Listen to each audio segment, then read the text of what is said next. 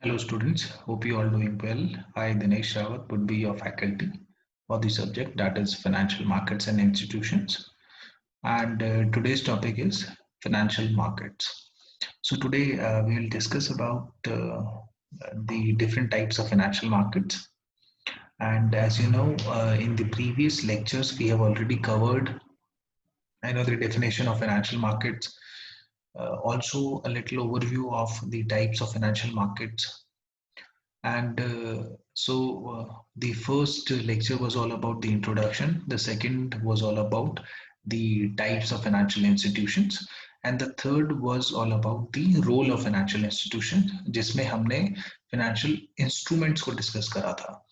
So जो instruments issue करती हैं financial institutions, उसको हमने discuss करा था. So whether it is आपके ट्रेजरी बॉन्ड्स हैं, ट्रेजरी बिल्स हैं, कमर्शियल पेपर्स हैं, सर्टिफिकेट ऑफ डिपॉजिट्स हैं, चाहे इक्विटी है, आपका जो शेयर होता है, चाहे डेट इंस्ट्रूमेंट है, म्यूचुअल फंड्स हैं. सो ये सारे इंस्ट्रूमेंट्स हमने डिस्कस करे. So it is very important to have an idea of all the financial instruments which are there in the market.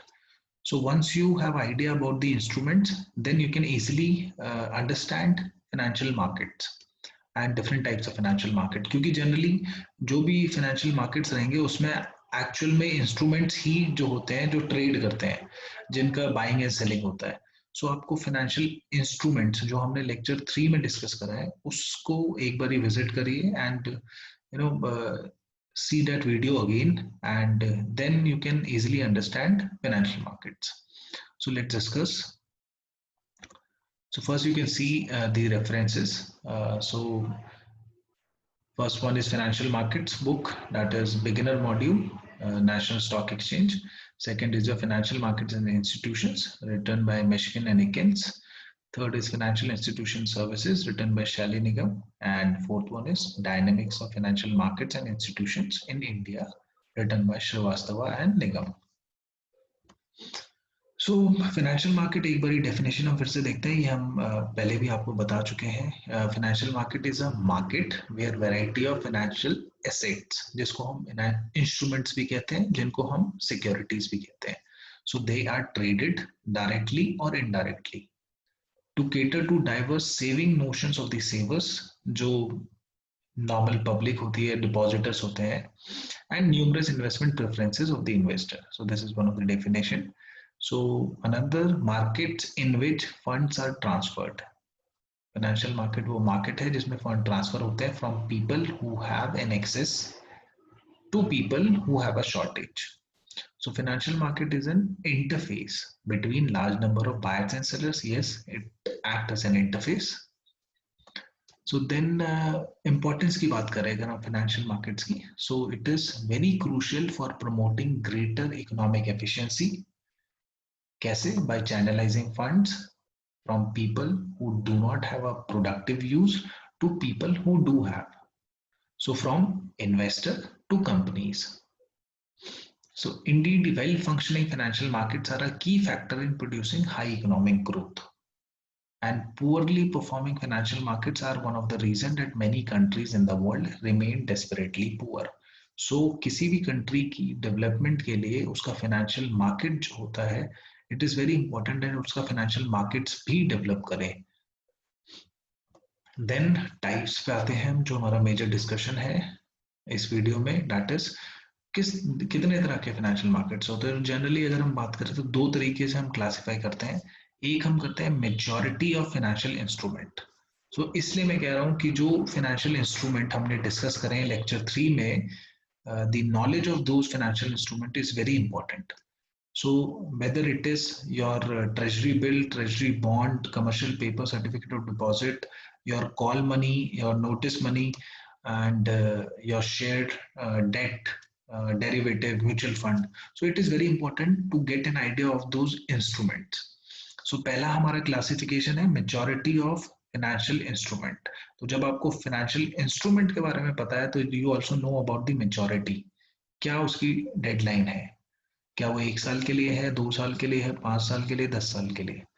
फिर काइंड ऑफ सिक्योरिटी, किस तरह का सिक्योरिटी है। अगर वो डेट है तो डेट मार्केट हो जाता है, अगर वो सिंपल शेयर है तो स्टॉक मार्केट हो जाता है, अगर वो डेरिवेटिव प्रोडक्ट है तो डेरिवेटिव मार्केट।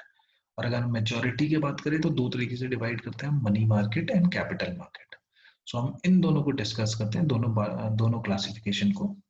सो पहले हम करेंगे मेच्योरिटी ऑफ फाइनेंशियल इंस्ट्रूमेंट के बेसिस पे।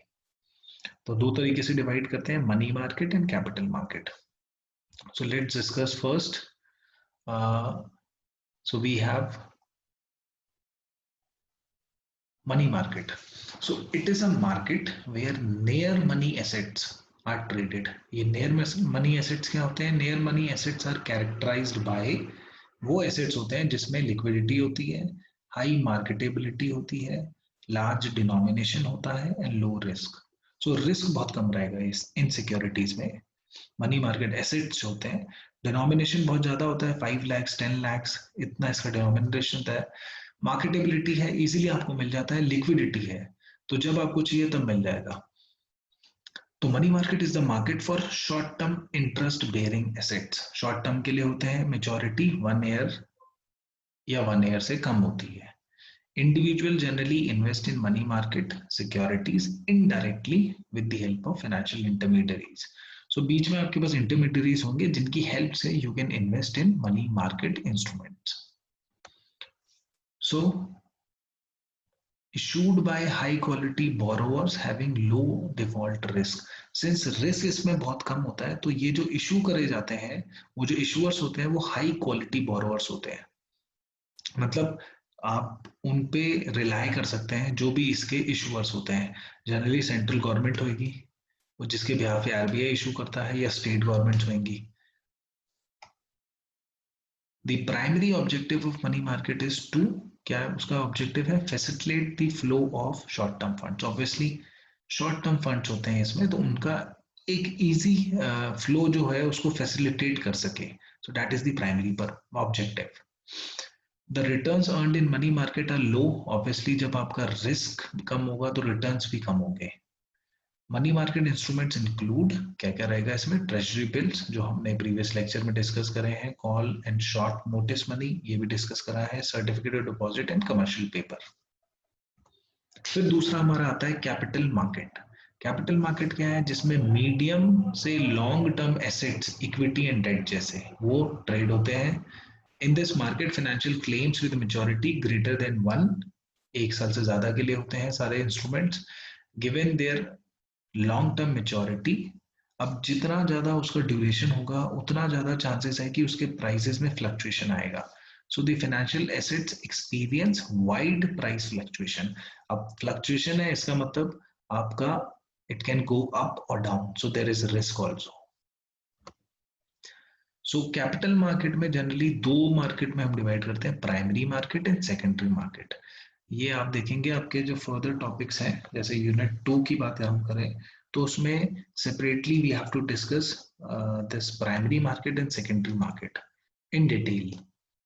सो प्राइमरी मार्केट क्या रहता है, जब newly issued bonds and stocks, कोई कंपनी फर्स्ट टाइम जब इशू करती है तो प्राइमरी मार्केट में करती है। और सेकेंडरी मार्केट क्या रहता है, buying and selling of already existing bonds and stocks. तो पहले जो कंपनी इशू कर चुकी है, अगर हम उसको बाय और सेल करते हैं तो वो सेकेंडरी मार्केट में होता है। सो कैपिटल मार्केट आपका पहला बाइफर्केशन जो हमने करा, क्लासिफिकेशन, दैट वाज मेच्योरिटी के बेसिस पे मनी मार्केट होता है, कैपिटल मार्केट। मनी मार्केट हमने डिस्कस करा। उसके बाद कैपिटल मार्केट में दो तरीके से हम डिवाइड करते हैं, प्राइमरी एंड सेकेंडरी। प्राइमरी मतलब जहां पर newly issued bonds and stocks होते हैं, फर्स्ट टाइम जब कंपनी इशू करती है। और सेकेंडरी जब ऑलरेडी इशूड है उसको हम ट्रेड करते हैं, तो सेकेंडरी मार्केट में होते हैं। देन कैपिटल मार्केट में अगर हम डिवाइड करें, जैसे कैपिटल मार्केट में companies raise funds through private और पब्लिक मार्केट। तो दो तरीके के मार्केट से रेज करती हैं कैपिटल मार्केट में। प्राइवेट में हो गया जिसमें transaction are worked out directly between two parties without the issue of prospectus.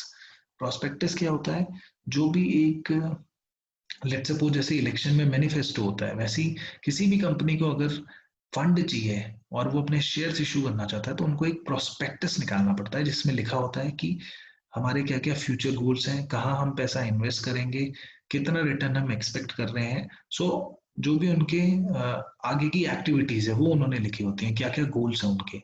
So private market में अगर पैसा उठाती है कंपनी तो उसमें कोई प्रोस्पेक्टस का यूज नहीं होता है, so without the issue of a prospectus.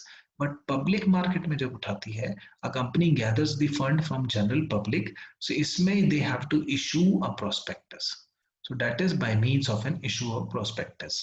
So दो तरीके से company can raise fund, that is private market and public market. Now जो सेकंड क्लासिफिकेशन आता है वो आता है हमारा types of financial market on the basis of kind of security. किस तरह की वो सिक्योरिटी है, किस तरह का वो इंस्ट्रूमेंट है। क्या वो डेट इंस्ट्रूमेंट है तो डेट मार्केट हो जाएगा, क्या वो शेयर है तो स्टॉक मार्केट हो जाएगा, क्या वो डेरिवेटिव है तो डेरिवेटिव मार्केट हो जाएगा। सो जैसे आपको बताया, अगर it is a stock, so then it becomes a stock market. So common stock, typically called a stock, represent a share of ownership in the corporation. Obviously अगर आपके पास कोई भी एक शेयर है या एक स्टॉक है तो that means you have ownership in that company. So it is a security that is a claim on the earnings and assets of the corporation. Obviously if you have a share, that means whatever earnings a company will earn, you have a claim on that earning as per your share. Issuing stock and selling it to the public is a way for corporation to raise fund. Yes, they can raise fund by issue of shares. The stock market, in which claims on the earnings of corporation are traded, is mostly widely followed financial market in almost every country. So her country में you would find a stock market. So generally इसको it is often called market. Instead of stock market, you also call it market. फिर अगर आपका instrument date instrument है तो then it becomes a debt market. So debt में आपको पता है बॉन्ड इज देयर, जो आपकी सेंट्रल गवर्नमेंट इशू करती है।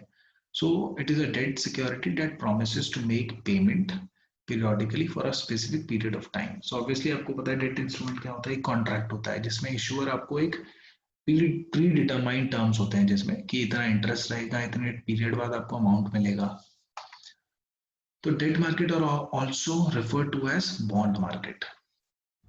नेक्स्ट हम आते हैं डेरिवेटिव। अगर आपका इंस्ट्रूमेंट डेरिवेटिव है तो then it becomes a derivative market. So market with derivative securities are traded, and derivative security generally क्या होते हैं, डेरिवेटिव्स जो फाइनेंशियल प्रोडक्ट अपनी वैल्यू डिराइव करते हैं किसी अंडरलाइंग एसेट से। और वो अंडरलाइंग एसेट क्या हो सकता है, it could be a share, it could be a bond, it could be a commodity. So different types of underlying assets होते हैं। So there are generally two type of derivative जो हम बात करते हैं, future and option. Future contract में क्या होता है, आपके पास लीगल राइट एंड ऑब्लिगेशन होता है। So you have to buy और सेल, एक ऑब्लिगेशन भी होगा आपके पास। बट ऑप्शन में आपके पास क्या रहता है, it gives you the right but not an obligation. So you have the right to buy or sell, but there is not an obligation. So अगर आपको वो नहीं करना है, वो ट्रेड एग्जीक्यूट, सो आपके पास कोई ऑब्लिगेशन नहीं है। जो एक प्रीमियम फीस होती है वो आप दीजिए और you are allowed for not taking that trade. फिर हम ये हमने क्लासिफिकेशन जो था हमारा फाइनेंशियल मार्केट्स का वो हमने डिस्कस करा। अब हम थोड़ा सा डिस्कस करते हैं फंक्शंस क्या रहते हैं फाइनेंशियल मार्केट्स के जनरली। सो आपको पता है जैसे हम डिस्कस कर रहे हैं चैनलाइजिंग फंड्स। सो इन्वेस्टर से कंपनीज को फंड पहुंचाना वो एक वन ऑफ द फंक्शन है फाइनेंशियल मार्केट्स का। फॉर एग्जाम्पल अगर General Motors needs to borrow funds to pay for a new factory to manufacture electric cars. So it might borrow the fund from savers by selling them a bond, a debt security. तो एक bond issue कर सकते हैं, नहीं तो वो stock उनको दे सकते हैं जनरल पब्लिक को, a security that entitles the owner to a share of the company profit and assets. So this is the major function of financial market, channelizing the funds. Without financial market, it is hard to transfer funds from a person who has no investment opportunities to one who has them. So it is very difficult for the transferring of funds without the financial market. So it is very important, and thus it plays an essential role in promoting economic efficiency. अब इसमें आप देखते हैं direct में financial markets हैं, तो आप directly जो सेवर्स होते हैं उनसे आप you can raise fund with the help of financial market, उसे हम डायरेक्ट फाइनेंस बोल देते हैं। और जनरली जो इनडायरेक्ट फाइनेंस होता है जहाँ पर इंटरमीडियरीज होते हैं, सो वो फंड्स नॉर्मल पब्लिक से लेते हैं, देन वो इन्वेस्ट करते हैं या लोन देते हैं जो भी आपकी कंपनीज हैं। So the arrow show that funds flow from lender savers to borrowers via two routes. ये तो डायरेक्ट फाइनेंस होगा जिसमें फाइनेंशियल मार्केट्स में कंपनी सेल करेंगी सिक्योरिटीज, और इनडायरेक्ट होगा जिसमें फाइनेंशियल इंटरमीडियरी करेगा borrow funds from lender and then use this funds to make loans to borrower या स्पेंडर्स। फिर हम आते हैं फंक्शन में कि इट इज ऑल्सो क्या होता है कि फाइनेंशियल मार्केट अगर बहुत अच्छा आपका परफॉर्म कर रहा है, so well functioning financial market directly improve the wellbeing of consumers. So जो कंज्यूमर की वेलबींग है उसको इंप्रूव करता है, कैसे? By allowing them to time their purchases better. So अगर आपको पता है after some years you want to buy something, so आप पहले से फाइनेंशियल मार्केट्स में इन्वेस्टमेंट करेंगे। सो देयरफॉर जब वो टाइम आएगा तो you can easily buy that product. So they provide funds to young people to buy when they need and can eventually afford without forcing them to wait until they saved up the entire purchase price. That is one of the option. That is one of the function. We can say improve the well-being of consumers. So that is all for today. So the assignment which you have to make is you just have to discuss all these financial markets type. So different types of markets we have discussed. You just need to tell.